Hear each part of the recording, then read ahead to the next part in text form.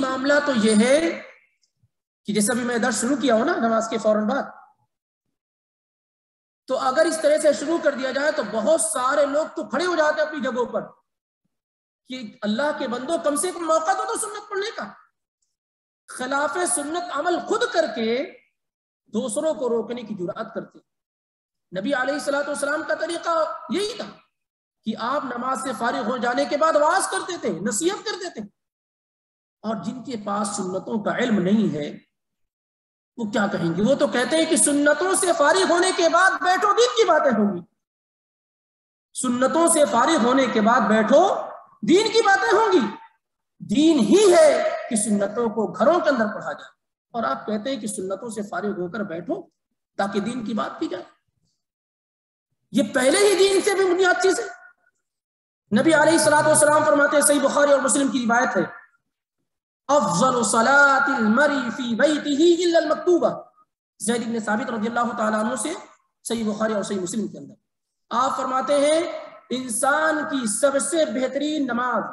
سب سے افضل نماز، سب سے زیادہ اللہ کو راضی کرنے والی نماز، سب سے زیادہ مقام و مرتبہ رکھنے والی نماز وہ نماز ہے جو گھر میں پڑھی جائے، وہ نماز ہے جو گھر میں پڑھی جائے، سوائے فرض نماز کے، سوائے فرض نماز کے کہ اگر فرض نماز آدمی مسجد میں پڑھتا ہے جماعت کے ساتھ پڑھتا تو یہ واجب اور ضروری ہے اور اللہ کو زیادہ خوش کرنے والی ہے۔ باقی جتنی بھی نمازیں ہیں، وہ تہجد کی نماز ہو، وہ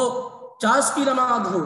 وہ سنتیں ہو پہلے کی، وہ بعد کی سنتیں ہوں، ساری کی ساری نمازیں گھروں میں پڑھنے سے زیادہ ثواب۔ اس میں کوئی اختلافی مسئلہ نہیں، بس نادانی ہے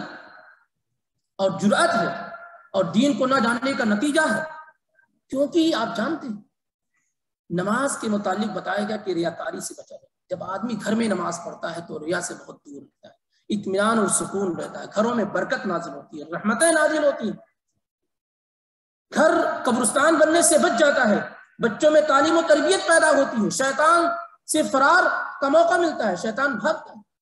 گھروں کو آپ نے کھانے پینے اور سونے کی جگہ بنا رکھا ہے، ایسا لگتا ہے کوئی ہوٹل اور سرائے ہو جہاں آپ جاتے ہیں، کھانا کھاتے ہیں اور سوتے ہیں، اور عبادت کے لیے آپ نے صرف مسجد کو خاص کر رکھا ہے۔ آپ جانتے ہیں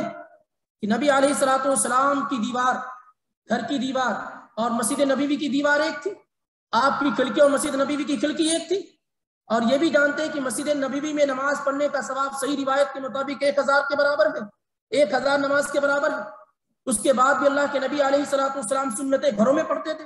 صحابہ سنتیں گھروں میں پڑھتے تھے، جن کے راستے مسجد سے ہوتے تھے، ابو بکر صدیق کا راستہ مسجد سے، عمر الفاروق کا راستہ مسجد سے، ان کی کھڑکیاں مسجد میں کھلتی تھیں۔ اتنی قربت کے باوجود بھی اور اتنی فضیلت کے باوجود بھی وہ سنتیں کہاں پڑھتے تھے؟ اپنے گھروں میں پڑھتے تھے، کیونکہ سنت کو سنت کے مطابق اگر آپ پڑھیں گے تو زیادہ اجر و ثواب ملے گا، سنت کو سنت کے مطابق اگر آپ پڑھیں گے تو زیادہ اجر و ثواب ملے گا۔ ان باتوں کو جاننے کی کوشش کیجیے، اور اگر آپ نے طے کر رکھا ہے کہ نہیں سنتیں ہم مسجد میں ہی پڑھیں گے، تو میں نہیں کہتا ہوں کہ آپ کی سنت ادا نہیں ہوگی، لیکن سنت سنت کے مطابق ادا نہیں۔ ایک آدمی مومن ہے، رسول اللہ صلی اللہ علیہ وسلم کی محبت اس کے دل و دماغ کے اندر اگر بسی ہوئی ہو تو کیا وہ کوشش نہیں کرے گا کہ کہاں نماز پڑھنی چاہیے، نبی صلی اللہ علیہ وسلم کہاں نماز پڑھا کرتے تھے؟ یہ توجہ ہونی چاہیے۔ اسی طریقے سے اگر مسجد میں نماز پڑھنے کی ضرورت پیش ہی آ جائے تو کیا کرنا چاہیے؟ کتنے ایسے لوگ ہیں جو امام نے سلام پھیرا نہیں کہ وہیں کھڑے ہو گئے سنت پڑھنے کے لیے، جگہ تھوڑی بھی نہیں بدلتے۔ کیوں محروم کرتے ہیں اپنے آپ کو؟ کیوں دین سیکھنے کی کوشش نہیں کرتے؟ آدمی جب نماز پڑھ لے تو وہاں بیٹھا رہے، جب تک بیٹھا رہتا ہے فرض نماز پڑھنے کے بعد فرشتہ یہ دعا کرتا ہے اللہم اغفر لہ اللہم ارحمہ، اے اللہ اس بندے کو بخش دے، اے اللہ اس بندے پر رحم فرما، ما دام فی مصلی، صحیح بخاری اور مسلم کی روایت، جب تک آدمی اپنی فرض نماز جہاں پڑھا ہوتا ہے وہاں بیٹھا رہتا ہے، جب تک نہیں اٹھ جائے وہ فرشتہ اس کے لیے دعا کرتا رہتا ہے۔ آپ اس سے بھی محروم کر لیتے ہیں، جو فرض نمازوں کے بعد اذکار ہے اسے بھی نہیں پڑھتے ہیں، اور سنت کے لیے اتنی جلد بازی ہوتی ہے کہ سلام امام نے پھیرا نہیں فوراً آپ کھڑے ہو گئے۔ ٹھیک ہے، اگر آپ کو سنت پڑھنی ہے، آپ کو کہیں آفس جانا ہے، کہیں اور جانا ہے، تو اسے بھی طریقہ سیکھ لیجئے کہ کیسے نماز پڑھی جائے۔ امیر معاویہ رضی اللہ تعالیٰ عنہ نے ایک شخص کو دیکھا، صحیح مسلم کی روایت ہے، جمعے کا خطبہ دے رہے تھے،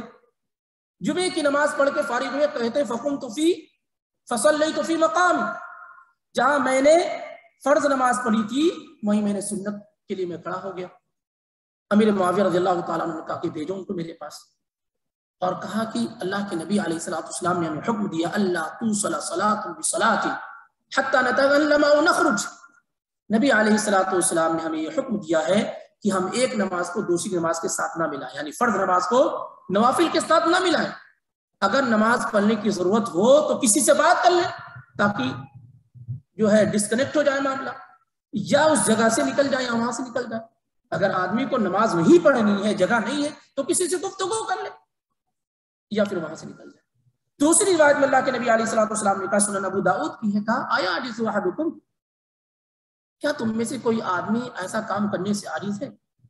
اذا صلی ان یتقدم او یتاخر عن یمینہ او شمالہ، کہ جب وہ فرض نماز پڑھ لے اور اسے وہاں سنت پڑھنے کی ضرورت ہو، تھوڑا آگے ہو جائے،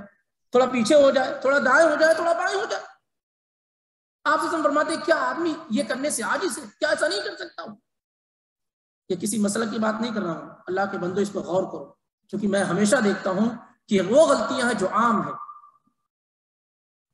وہ غلطیاں ہیں جو عام ہیں۔ آپ نہیں جانتے کہ قیامت کے دن زمین کا ہر وہ حصہ گواہی دے گا،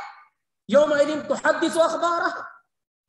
نبی علیہ الصلوۃ والسلام نے اس کی تفسیر میں کیا بیان کیا کہ زمین کہے گی اس بندے نے یہ کام کیا، یہ کام کیا، وہ کام کیا۔ کیوں اپنی زمینوں کو تنگ کرتے ہو؟ کیوں نہیں پھیل کر کے نماز پڑھتے ہو؟ عبداللہ ابن عمر اور دیگر صحابہ پورے حرم میں نماز پڑھتے تھے اور کہتے تھے کہ قیامت کے دن یہ میرے حصے میں گواہی دے گی، یہ زمین میرے حصے میں گواہی دے گی۔